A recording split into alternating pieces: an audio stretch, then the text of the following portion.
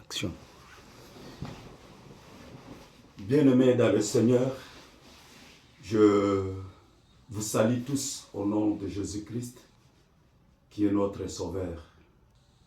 Je veux prier avant de notre prédication. Dieu d'Abraham, Dieu d'Isaac, Dieu de Jacob, Dieu de l'Esprit des prophètes, nous te disons merci parce que nous sommes dans la chambre haute. Nous voulons prêcher la repentance. Assiste-nous, Seigneur, au début jusqu'à la fin. Bénis tout le monde qui va écouter cette parole de repentance. Assiste-nous avec l'assistance du Saint-Esprit dans le nom de Jésus-Christ. Amen. Shalom, mes amis.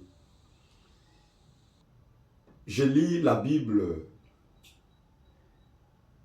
dans le Romains chapitre 7, versets 15 à 25.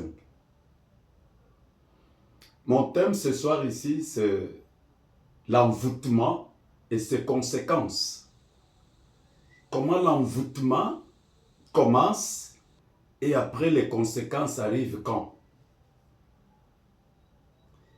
La Bible dit ceci: car je ne sais pas ce que je fais, je ne fais pas ce que je veux. Je fais ce que j'ai haï. Si je fais ce que je ne veux pas, ce n'est plus moi qui le fais, mais c'est le péché qui habite en moi. Ce qui est bon, je le sais, n'habite pas en moi. C'est-à-dire, dans ma chair, j'ai la volonté, mais non le pouvoir de faire le bien. Quand je veux faire le bien, le mal est toujours attaché de moi. Il y a plusieurs gens qui font du bien, mais le mal est toujours attaché de lui.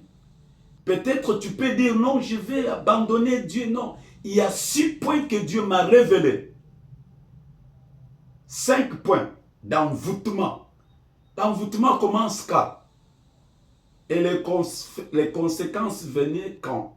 Parce que je voulais vous montrer comment l'envoûtement commence. Parce que plusieurs les gens ne connaissent pas au moment de l'envoûtement. Les gens voient seulement des conséquences qui arrivent. C'est pourquoi Paul dit, quand je veux faire le bien, le mal est toujours attaché de moi. Et quand je prends plaisir à la loi de Dieu, c'est l'homme intérieur.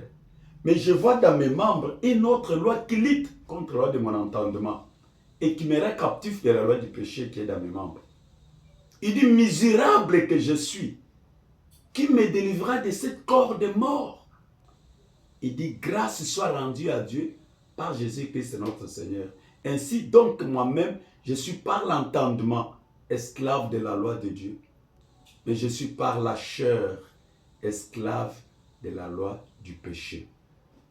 Donc Paul s'est trouvé dans le moment où il est esclave du péché.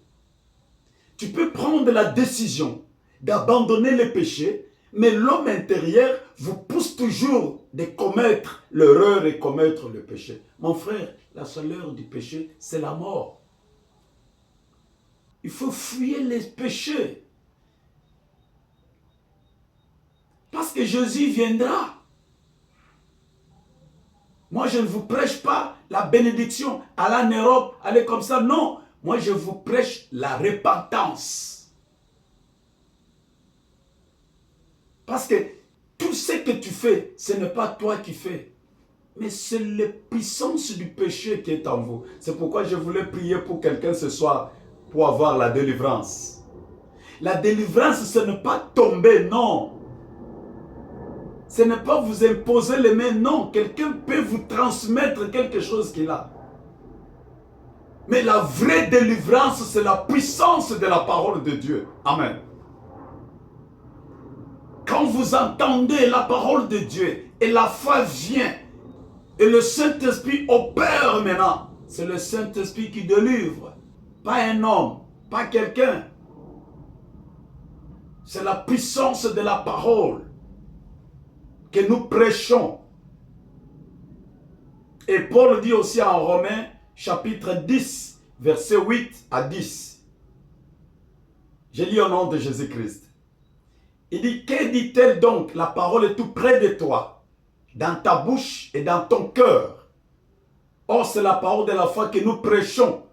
Si tu confesses de ta bouche le Seigneur Jésus-Christ, et si tu crois dans ton cœur que Dieu l'a ressuscité des morts, tu seras sauvé.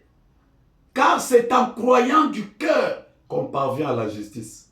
Mais c'est en confessant de la bouche qu'on parvient au salut. Le salut est individuel.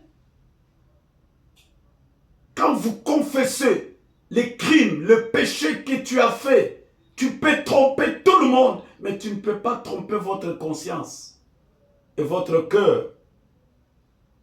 Dieu voit le cœur. Dans Jérémie chapitre 17,